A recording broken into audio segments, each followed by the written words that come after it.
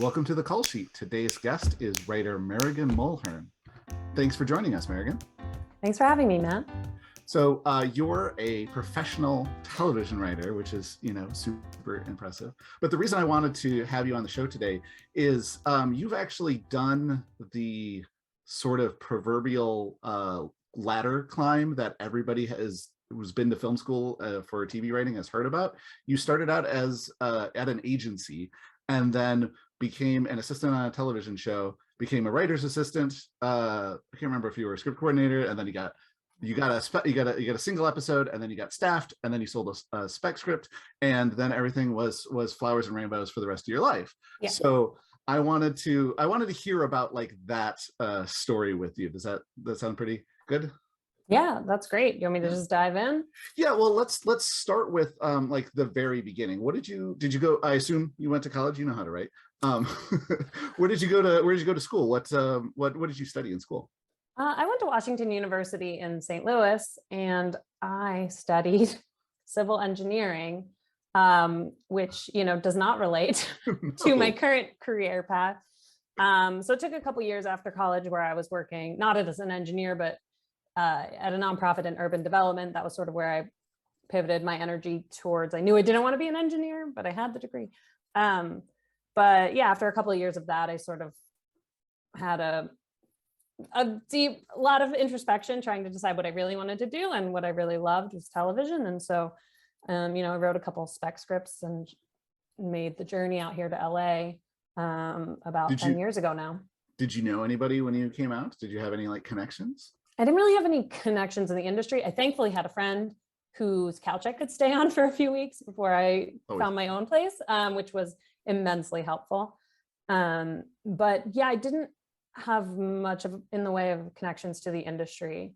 There was like one friend of my aunt's friend's daughter, so I like reached out to, those kind of connections, but nobody that I knew very well. So so how did you go about finding just your first job to help pay for the rent on your friend's couch? Yeah, well, I will say I lived at home for 2 years after college while I was working at that nonprofit and saved a lot of money that way. I'm very privileged in that I was able to not pay rent for a few years. So I moved out to LA with money saved up, knowing that it would be a tough road. But, I'd been a project manager at this nonprofit doing big multi-million-dollar projects, doing a lot of things that I assumed when I got out here, it would be very easy for me to get a job at an agency or management company as an assistant. Like, yes, I can answer phones, I can schedule things, I'm very organized. That was not the case. It was very difficult at first because I did not have anything resembling entertainment experience on my resume. And your cover letter can explain your passions as much as you want, but it was really tough because I didn't have any internships in college or anything that was even remotely close.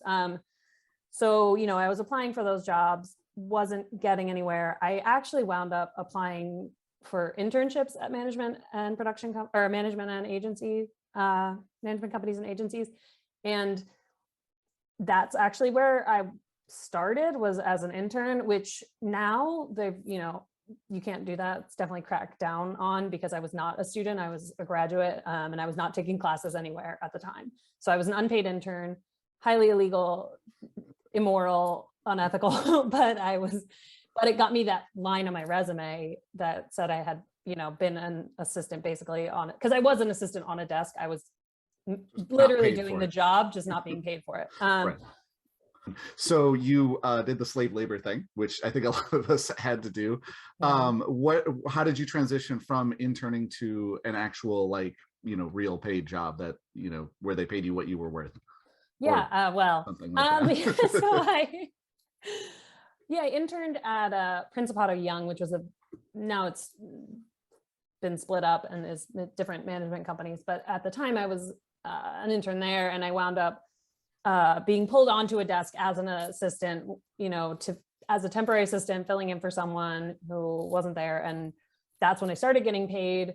So I'd been there for probably at this point nearly 5 or 6 months. And that's when I started, okay, now I have the line on my resume, I can really start applying for other jobs elsewhere, because there wasn't a ton of, I could have stayed at Principato Young. That desk wasn't going to hire me permanently. So I was sort of looking elsewhere. And I wound up, literally, I got a job at an agency as on a desk, but it was very far removed from lit. It was very far removed from talent, things I was actually interested in. It was, commercial DPs was who this agent represented, which is wonderful and great, but not what I was interested in. I had that job for a couple of days before I then got a call from one of the assistants who I worked with at Prince Abada Young, who said, hey, two of my manager that I work for's clients have a pilot going at Fox. Would you want to work for them? And I was like, yes, that's so much closer to what I want to do, like working for writers on an actual TV production. So I wound up, it was like just when I feel like this happens a lot, just when something finally opens up, multiple things open up, and it's always drought or, feast or famine. So I wound up leaving that agency job, going to work for these two writers on a Fox pilot that was a half hour. But it was so exciting. I was like on the Fox lot and doing all this stuff, and I, getting to assist showrunners on a real show. I thought I had it made and this was going to be it. I had done it. I had made the leap. And as we know, 90% of pilots don't go anywhere, but yeah, you thought you had it made. I thought I had, so that pilot obviously did not go. I worked for one of those writers on a second pilot he had at FX. So there was a cable pilot. I thought, okay, now I've really got it made. That didn't go for a very, very long time. And in the meantime, I wound up getting another job at an agency out of necessity. Basically, that time I thought, here I am, I'm working on a TV show. I'll never have to work in an agency or management company again. Cut to a year later, I'm back at an agency doing that work. So we're already, for people who are trying to keep up, we already are seeing it's not a straight line. It's not a straight line. Yeah. There's setbacks, and I feel like there's a sense of like, you're going to make it. And I don't know that there is ever a moment where you feel like this is it. You feel that in the moment, and then things change and it doesn't ever stay.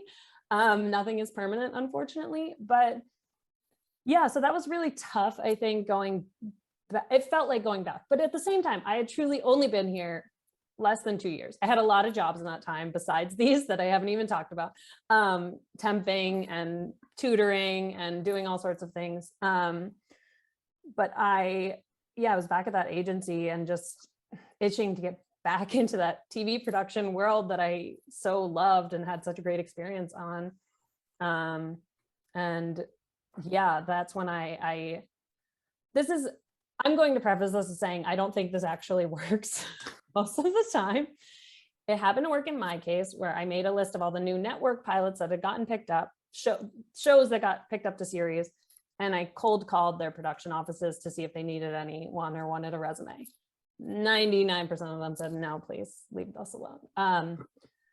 The person who answered at Jane the Virgin is someone who I had worked with on one of those pilots. So it was like, A, I knew the person, B, they just happened to need an assistant in the production office, and it was just a perfect timing. So I got incredibly lucky in some ways, but also it was because I was just doing anything I could to get my name out there and try to get something. But it wasn't. I jumped ahead a lot, but that is what. It wasn't an entirely cold call. It was because you had put in the time working at agencies and working on different TV shows that this person knew you. It never went from zero to I have a good job on a good show. Exactly. Yeah. So that first internship that felt like this is just to get on my resume, what it actually did was it gave me a connection to a person who got me that first job on that pilot. And that pilot got me a connection to this other person who wound up getting me on, helping me get hired on Jane the Virgin. So it really is. And that's like a 2-year window. That is over 2 years. So, there were gaps in between where it felt like nothing was happening and it was going to be really hard. And it was really hard, but having those connections just, alive really helps. And making genuine connections. These weren't like, I wasn't trying to network. I was just getting to know people and making friendships. I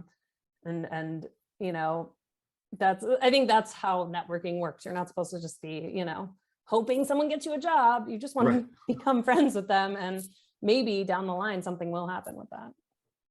Right. So on that show, you became you said a line producer's assistant, right? Yeah, so I worked in the production office as the line producer's assistant, which if So people don't know, tell oh, people, sorry, yeah, go ahead. what is a line producer, and what did you do to assist the line producer? The line producer is essentially the head of physical production. So I want to show you the showrunner, who's like the head writer, they're in charge of everything. But when it comes to actually getting the show made, that's the line producer's job. They're in charge of all the budgets, making sure they're in charge of every department, hair, makeup, construction, set decoration, like all those department heads basically report to the unit production manager and the line producer, who are make sure everything gets done, that the scripts come in and they make sure the scripts get shot and Right. in on time and on budget. So what did that mean for you? Because you wanted to be a writer, you didn't want to be a producer, but what did that mean for you on like a day-to-day basis? Right. Yeah. So ultimately, yeah, I did want to be a writer, but being in that environment, which is incredibly high pressure when you're on a network show where things are moving really fast, I truly just learned so much about every department, about how everything works.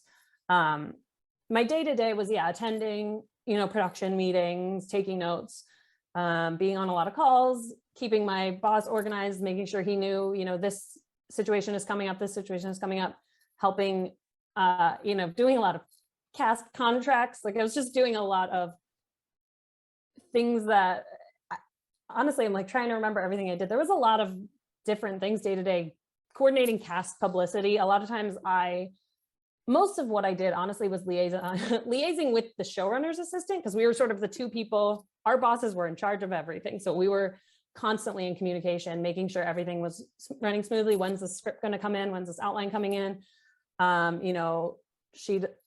We'd have all this constant line of communication, making sure everything was going smoothly. And I also, dealt with actor publicity and making sure, if publicity from the network was calling me and saying, we need this actor to go on this talk show at this time, it was my job to tell production, hey, we can't schedule them at this time. So it was a lot of logistical things with that job, but it was really cool just to learn, what was going on set. I wasn't on set all the time.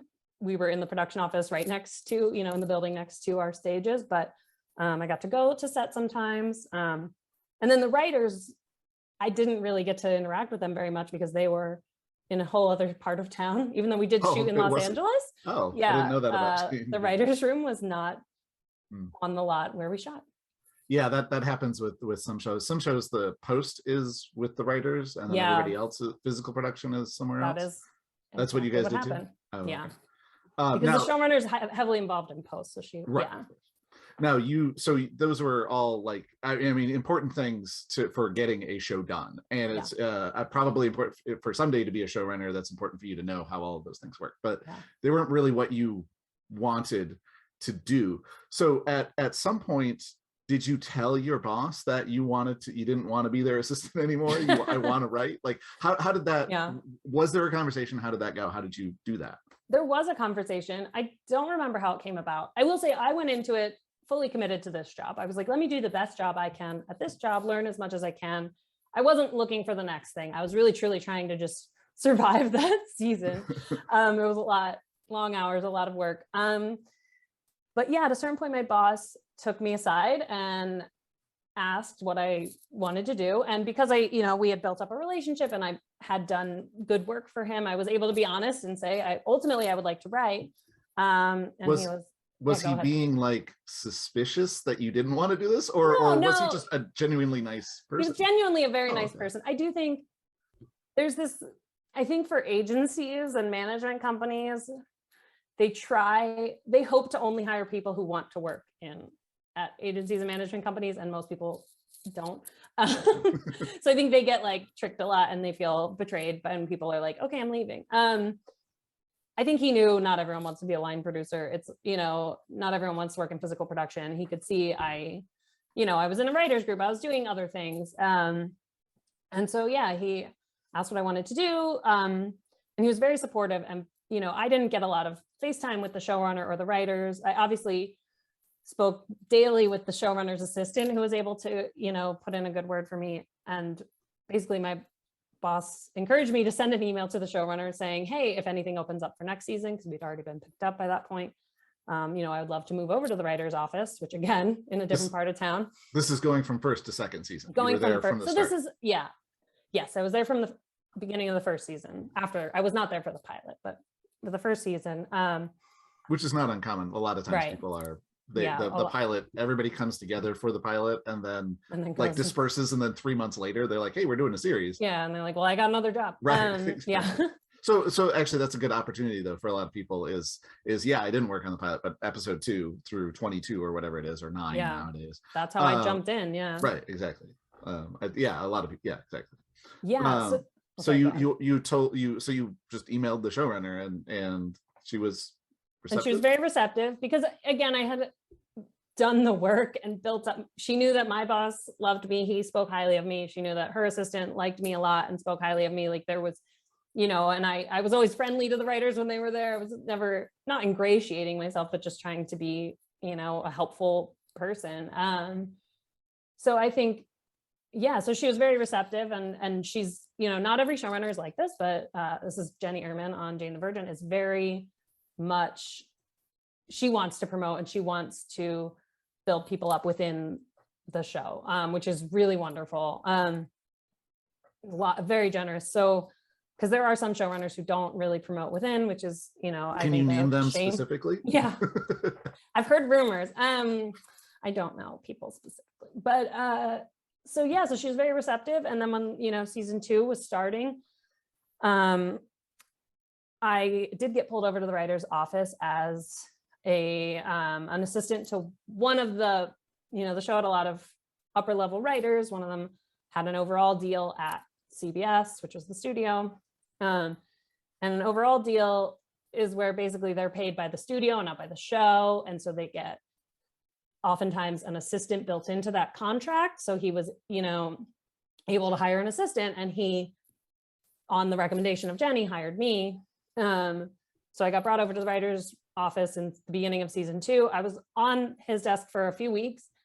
I wasn't technically an assistant on the show. It's sort of like a side. I was in the office, but I wasn't technically working on the show. I was doing things for him and his development and his stuff. And then, I got, I was sort of very excited to be over there. I was like, okay, great. Maybe in season 3, I could move up to writer's assistant. Instead, what wound up happening is that within a few weeks, I wound up as the writer's assistant through various things that had nothing to do with me. But because I was there and I was prepared and I was ready to step into that role. I'd been studying it, knew the show very well, understood how the job worked. It's a bit like what they say about that luck is preparedness plus timing. Like you were ready. It was completely out of your control that they needed an assistant, but you were ready to do it when the opportunity popped up. I was prepared, and I was so grateful to have the opportunity to try and prove myself. I think it is, I do think luck plays a large part of it, but you're right, it is very much about being ready for when luck strikes and being prepared to jump at those opportunities. Now, you had been assisting this guy, but you said you were working on his sort of personal stuff, so you hadn't ever actually been in the writer's room, or what had you done specifically with the writer's room before you had been the official writer's assistant? I had not been there were a couple times where I sat outside the writer's room, eavesdropping, trying to hear.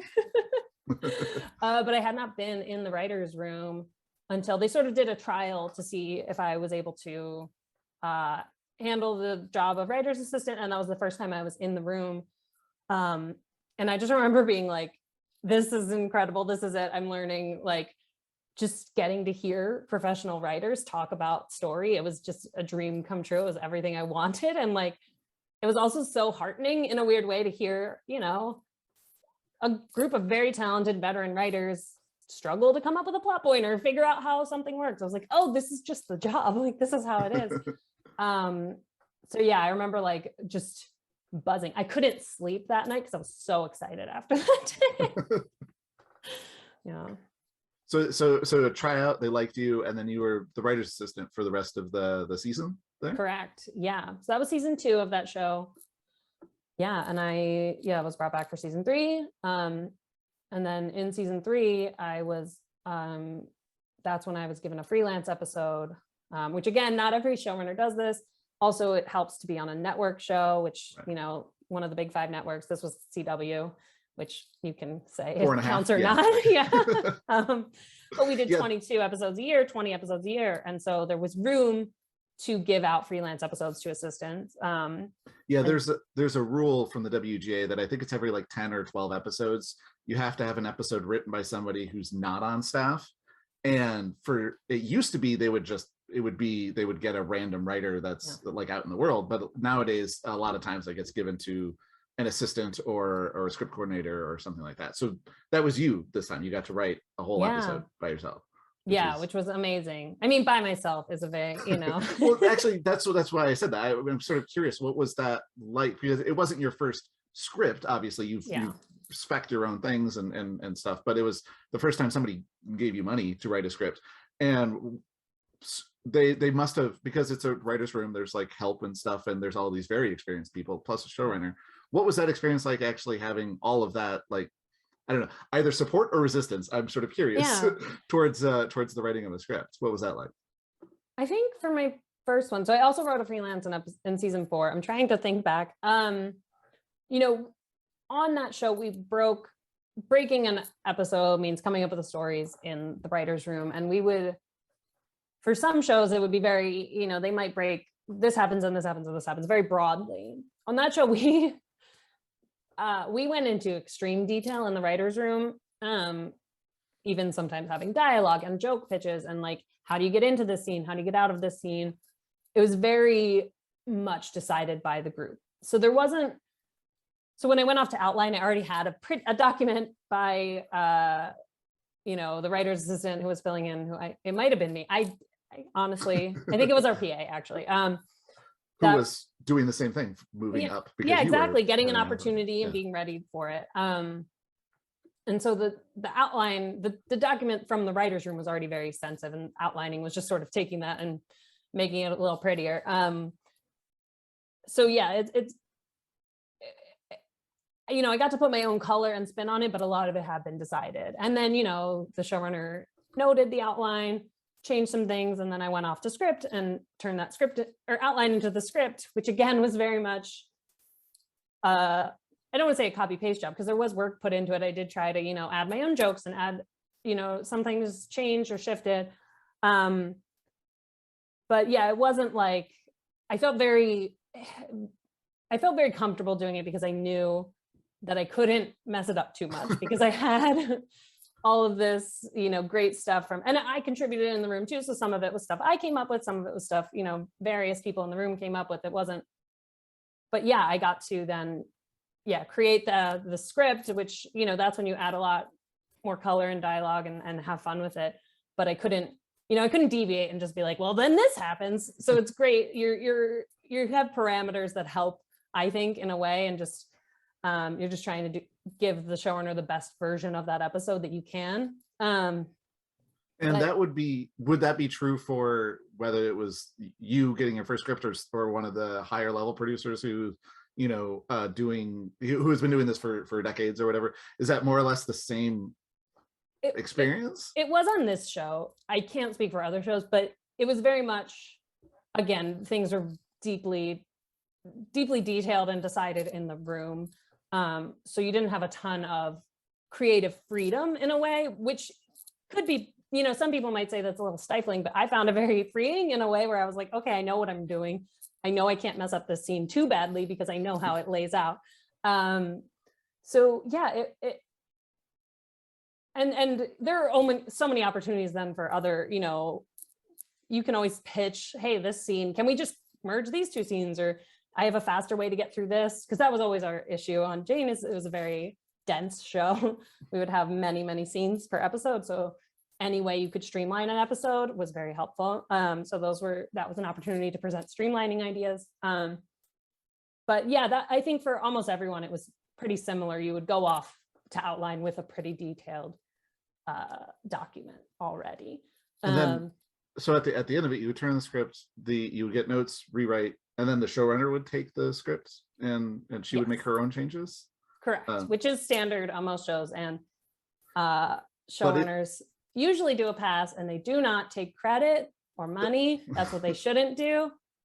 Thankfully, I was on a show with a showrunner who did not do that, but I have heard of people who, some showrunners who do. I was about to ask that. So, Okay. so your first script, even though for people who aren't familiar with the TV process, it sort of seems odd that there's all these people who are throwing ideas together, and then you feel like it's a little bit copy paste. But you got sole credit on that so on the credits it says by Merigan Mulhern, nobody else. Correct. For that episode. Yeah. And that also, for people who may not know, affects how much money you make for that script, and then for residuals later on every time it reruns. So you can say, like, I wrote the script, and I did. When you're talking to an agent to say, hey, I've got to produce, screenplay, I'd like to be, whatever, you've got this credit. Do you talk to them about, like, how much of it is yours, or is this the way that the shows work, or how do you talk to people about my episode on a show that you're not the showrunner of? Right. Yeah. I mean, I felt ownership over the 2 episodes that I wrote on Freelance, but I also, to me, there are other episodes of the show that I think I contributed more to that don't have my name on it. I think it's such a collaborative process, and I believe agents and managers know that, and they know that really what, maybe you didn't write every word, and that is it would be very, very rare for you to write every word, right, and your showrunner was like, perfect, and didn't rewrite it. This is it, we're going to shoot it. So I think that it's understood that it's collaborative. You didn't come up with all of these plot points. You didn't write every line of dialogue yourself. Not every joke was from your head. Although I did have, at one point I had like a viewing party for my first episode, and somebody turned to me after one joke and was like, that's such a Merigan joke. And I was like, thank you. I didn't write it.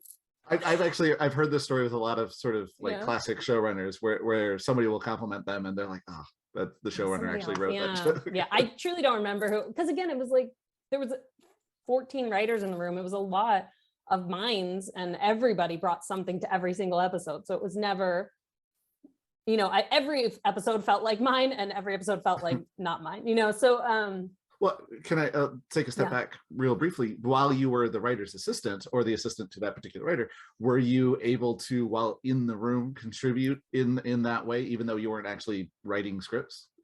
At first, I was very much, because it was a very big room, there were a lot of very smart people. I knew they didn't necessarily need another voice of someone who was not experienced. So my first season, I mostly sat back, listened, learned as much as I could, which truly, just being in a writer's room, you're gonna learn so much about the writing process and story, and the politics of a writer's room, and when you should speak and when you shouldn't. And so I really sat back. Every once in a while, I would pitch an idea if they were stuck on something specific, something small. They were like, how do we get from A to B? I might throw out an idea, but I wasn't, only if I had a good idea that I thought could work. I wasn't trying to have my voice heard, because it wasn't my job. Some showrunners might, if it's a smaller room especially, they might encourage you from the very beginning to pitch out ideas. So it really depends. I knew in talking with the number 2 and the showrunner that, like, my role was not to be there to give ideas. And also the room was moving so fast that truly I didn't have time to think very much. I was just trying to type what they were saying. But yeah, starting in like season 3, my second season as a writer's assistant, I definitely started to pitch a little more. By season 4, so I was the writer's assistant for 3 seasons. By my 3rd season as writer's assistant, I was definitely contributing more, felt more comfortable. It was really just my level of comfortability and understanding the show, and I learned how the show worked a lot better. I was able to come up with pitches that actually, worked and knew how to hit that sort of target. So you've been, so at this point you're in season 4, you've been an assistant for a couple of seasons, and you've written a couple of episodes, but you're not technically a staff writer. So what happens then going into the next season for you? Yeah, I had, again, I worked for a showrunner who was very much believed in hiring people and promoting people. I could see other assistants, who were sort of above me in the hierarchy I knew the opportunity was there. And I also had a conversation with the showrunner sometime in season 4, where she made it clear, like, I want to staff you in season 5. So I was, I knew I was on I was very happy to stay in that role and do what needed to be done because there was opportunity there. So yeah, I was grateful and lucky to be in a place where I could have that conversation and knew things were coming down the pipeline. I think it can be hard. There are some times where you can get stuck as being a writer's assistant or, it's hard to get promoted, especially now when shows have shorter seasons and, there's a lot of time in between seasons. Right. But yeah, I was lucky to have that sort of path laid out for me. And I'd seen other people get promoted to staff writer. I knew it was in the cards for me. And that was, again, it was in the cards for me because I had a specific conversation where it was made clear and explicit, which was very, very lucky. So you got to step up. You're now a staff writer on an actual television show. I don't want to ask for like numbers, but like you're getting paid a salary as a staff writer, not like hoping to sell a script to the show at some point. Like you have an actual like paycheck week to week, right? Right. The pay disparity is absurd. When I was an assistant, I now thankfully minimum wage and the writers assistants are in a union. They make a lot more than I made at the time. It's still not enough, but I sort of went from making close to minimum wage to suddenly making very good money. You guys can look up the WGA minimums. It's you were getting paid minimum though, because it's your first show. Minimum. But they don't minimum pay is still staff quite writers. money. Yeah, correct. And so it's definitely like a huge jump up. I did also again get those freelance episodes in season 3 and 4, and those you get paid a good chunk of money to write those.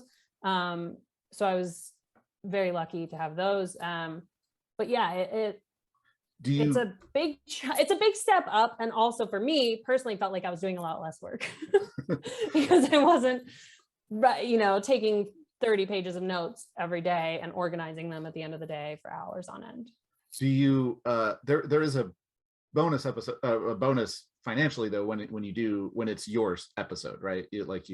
Or for a staff writer that's not. I can't remember what the rule is. For a staff writer, as it stands currently, staff writers do not get paid to write an episode, which again, then I didn't get an episode in season 5 because my showrunner is very cognizant of these things and was trying to give, instead of giving it to a staff writer who's already written an episode, I already had 2 episodes to my name. She knew I wasn't going to get paid for it. So it was, instead of giving the staff writers episode, she gave assistants episodes, which again is more, I prefer that. I think that's wonderful. So that, somebody else gets to have an opportunity. I already have the title of staff writer, which is, huge. And you were asking I think you were asking earlier, does an agent, they see your name on it? I think just knowing that a showrunner trusted you enough to give you an episode, put your name on an episode, or, it shows that there is a level of people like and trust you as a writer, even if they know that you didn't come up with all of that. So I think it is, for a showrunner to give an episode to an assistant is incredibly, it's a huge leg up for that person. And I think not just because they get the opportunity to write, but more because it shows a belief in them as a writer and as a human. So there's 2 seasons where you're an assistant and you got writing credits. Yes. And then there's a season where you're a staff writer and did not get writing credits. I did write a lot. Do you feel like you actually did? Obviously, I guess if you were in the room, you did more than as an assistant. Right. I got to do a ton of writing and learn so much, because also we did a lot of group writing on that show where sometimes, again, because it was broken so deeply and detailed in the room, we were able to, split up an episode, each person write an act or 2 and put that together. And then whoever's episode it was would go through and make sure everything tracked and add their own stuff to it. But and this is not uncommon, especially on a network show, especially later in the season when you're short on time, for shows to be group written. So that's why, that's what I love about TV, is that it's so collaborative. And yes, somebody's name is on the script, but I can point to jokes that I had in there. And, I felt in some way an ownership over every episode, just getting to be a part of the breaking and writing process.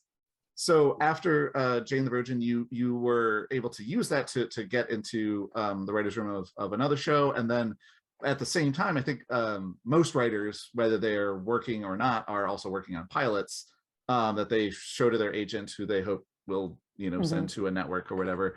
And you did that. I remember reading that, like an early draft of your pilot. Probably not a good one. No, it was good. It was no, I liked it. I liked it. Thanks. Even the earlier version. Very diplomatic.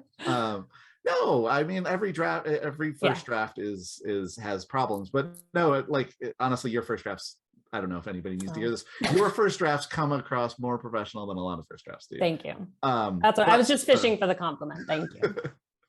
So, but you're one of those people. You had you were doing pretty well in your staff writing career, and then you had a pilot that your agent took to a network, and they liked it. So what happens there?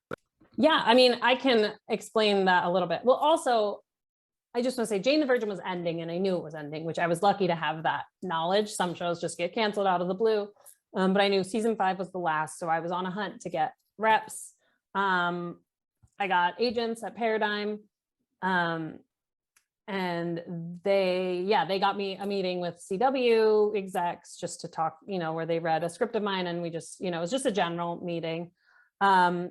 I had to, this was at the time, this is 2019. The Writers Guild at that time was in a dispute with agencies, and I had to, our whole union fired our agents. So I had my agents for about 3 weeks before I fired them. And then you were talking about getting, I did then go on to another show briefly, which I got.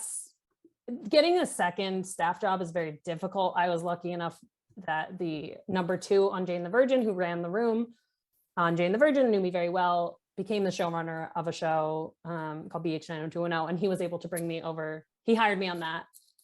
So it was, it was a clear connection that I had, which was very helpful. But yeah, so I, that ended, and I was sitting there agentless without a job, not sure what was going to happen. And then, yeah, so then I did sell a pilot, which is, it's weird to talk about because this happened in such a way that is very uncommon. And I don't want people to get the wrong idea that this happens a lot.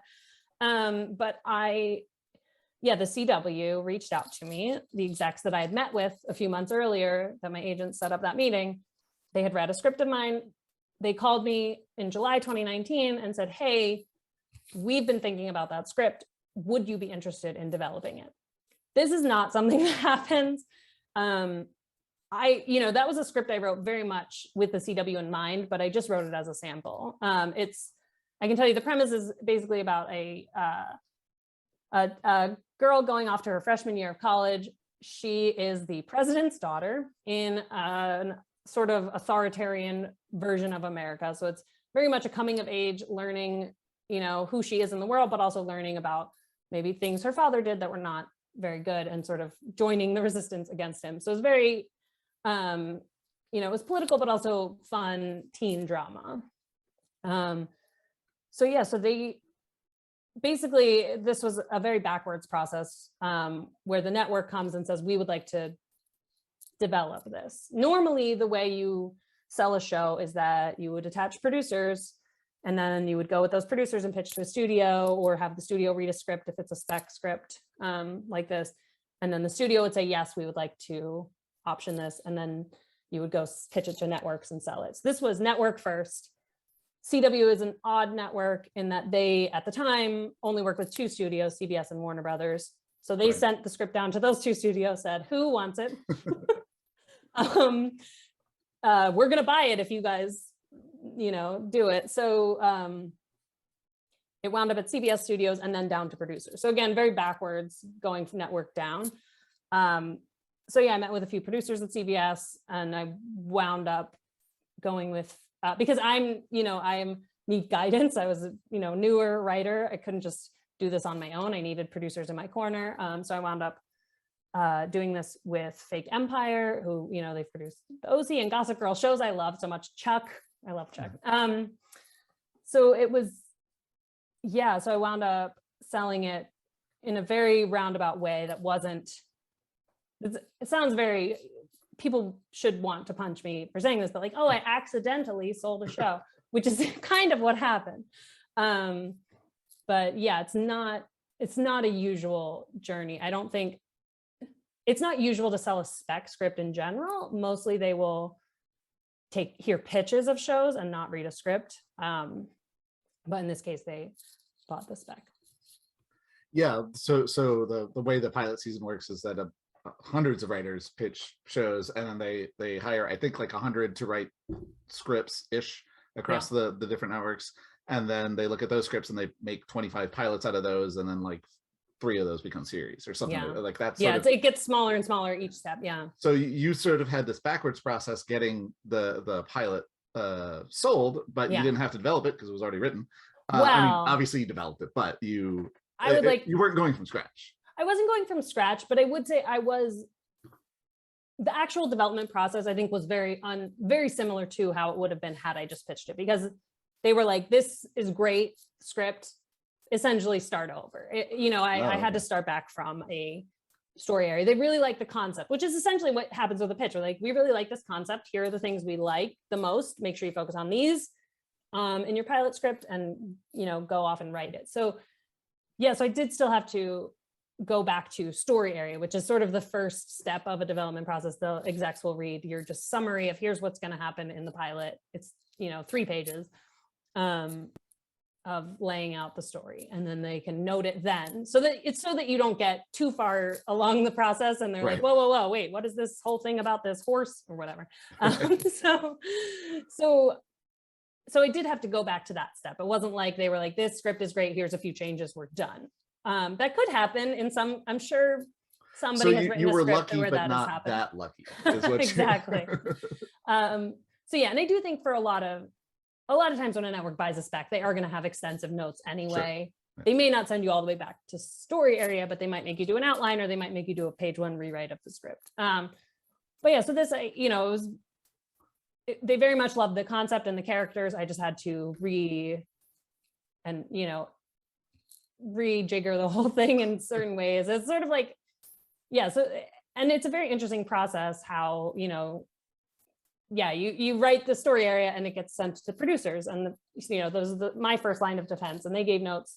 So I had to rewrite it for them, and then it would go to the studio and they would have notes, and I would rewrite it, for them, because the studio just wants it to be, everyone just wants it to be the best version for the network. They're trying to anticipate what the network will want.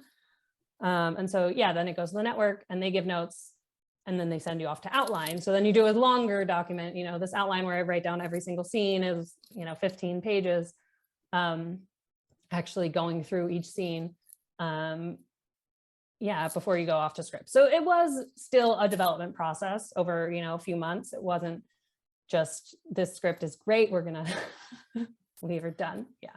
So you're making your living though by, like, they've purchased the pilot script, you're rewriting it, and during the rewriting it you're being paid, like this is your job now during this essentially time.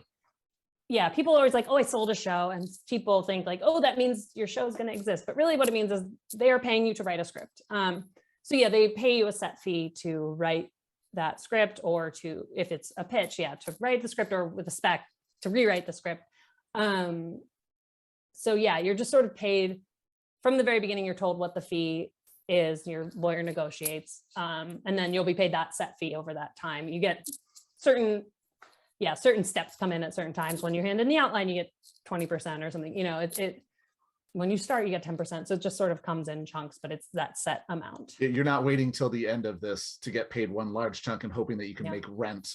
I will say, it's technically, you should be paid within 10 days of each step. It doesn't necessarily happen that way. Studios are not, late payments are an actual problem that a lot of writers deal with. Honestly, it's one of the things that like the guild is actually like super useful for. Like I've heard of people having to go to the guild to like just get payment period at all, Yeah, like months late and stuff. It's not a great system with this. I don't know what's going on over at the studios. I mean, and I mean, everybody else on the crew or whatever, like they get paid a week later or they would walk. Yeah. You know, like because this crew gets paid through like a different, for some reason, writers and talent get paid through business affairs, and they get, I don't know, it's a different. I still feel like, but it doesn't make sense. You're right. It doesn't make sense. Like if they really wanted to. Yeah. I mean, really, what it is that if they delay it, if they delay every writer 10 days, like that's millions of dollars of interest in their bank account. I know. Really, what it comes down to. So you go through this process, and you're one of the 100 or so people that have a script, and they pick your script to become a pilot. So you're in that sort of very narrow range at that point. So so you have experience working on television shows, but you were a staff writer. You were never a producer. You were never, no one ever answered to you except for maybe the writer's assistant getting coffee sometimes.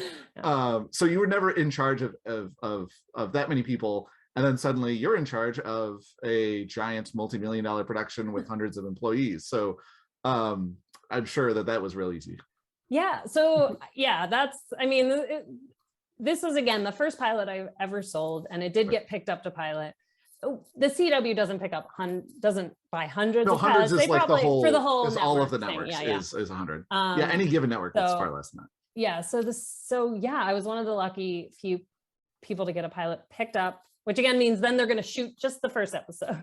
So again, it doesn't mean you have a show on the air. It's everything comes in stages. Everything sounds like at every step, someone in my family was like, whoa, so you have a show? You're like, no. So my pilot got picked up. Then you're thrust into, now we have to produce this pilot. I was very lucky, again, to be on Jane the Virgin, where I got production experience. I actually got not just being a line producer's assistant, but those 2 freelances. I was on set for, I got to produce those episodes as the writer on set, and another episode that was not mine. So I had produced 3 episodes of Jane the Virgin. I'd been on set. I understood how production worked. I will say now, because I was a staff writer, I was not some high-level producer. I was not thrust in charge of this whole operation, which is very good, because I wouldn't have wanted to be. It would have been very irresponsible to let you be in charge. They were like, just make every decision.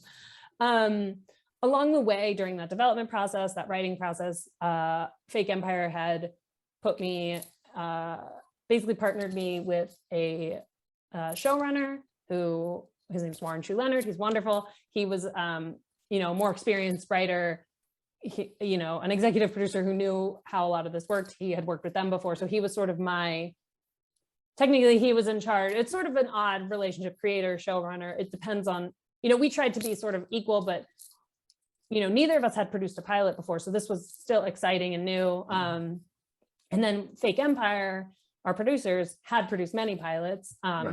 Which was helpful to us in that they, were sort of able to plug and play. Like, okay, we have this great director in mind. We met with the director. They were like, great, okay, that decision's made. Because it's like, basically the show got picked up, the last day of January, and you have to shoot it come March. So you're immediately have to hire 100 people and go really, really fast. For those following along, this is January 2020. That's a little bit of foreshadowing for where the story is going. So January 2020, you're hiring a writer, you're hiring directors and line producers and crew. And director, line producer. And so again, thankfully we had Fake Empire as our sort of machine, who had all these relationships, had done a lot of this stuff. We had to choose where to shoot. It was like, do we shoot in LA, Vancouver, Atlanta? We wound up shooting in Atlanta. And then we had to, so it was not just me, it was me and Warren and Fake Empire. And then we brought our director in. So it was sort of a cabal of decision makers. So, but as like you said, that's the collaborative. Yeah, everything part. Is collaborative. And then as the sort of creator, people did, I had a voice and I was able to, express my desires. And I remember we had a call with our music supervisor. That was like the initial call, just to be like, hey, what do you think? And I was expecting producers to talk a lot on this call, have ideas. We got on the call, the producer, first thing he says is, so Merigan, what were you thinking about the music? And I was like, oh God, right, this is my show. So I had to, speak to that, which was really nice. I don't think, you can get shoved aside as a sort of a powerless, sort of lower level person on your own project. But I had a lot of, input, and I also got to learn from really experienced, awesome people. And then we went into casting, which is a whole other crazy thing. I had seen the casting process from the agency side because I worked on talent desks. So I worked with actors and scheduled all those auditions and got to see how it worked. And now I got to see it from the other side, being in the casting office, in the room as actors auditioned. It was really cool.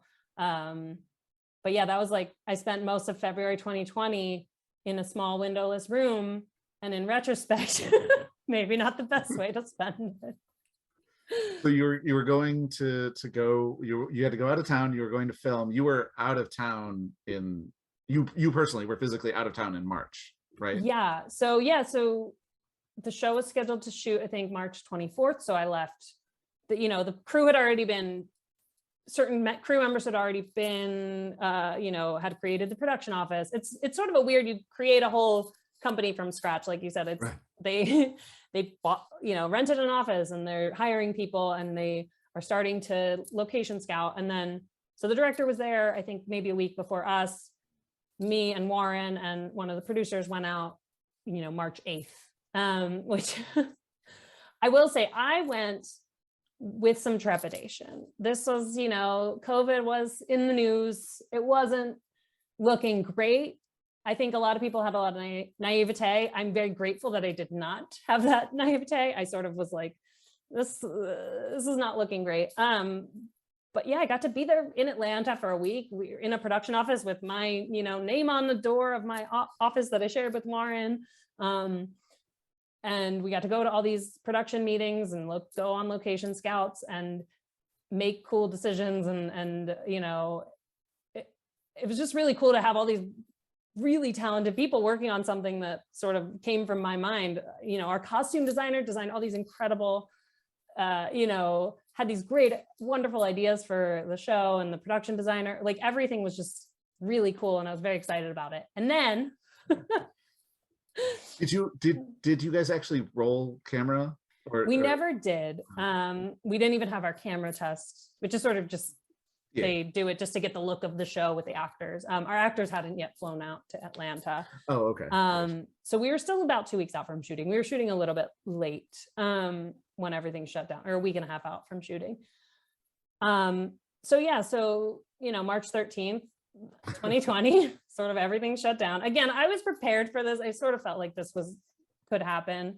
And so, we sort of, we flew back to LA, and there was the sense of like, well, maybe we can come back in April, but nobody knew at that point what was really going on.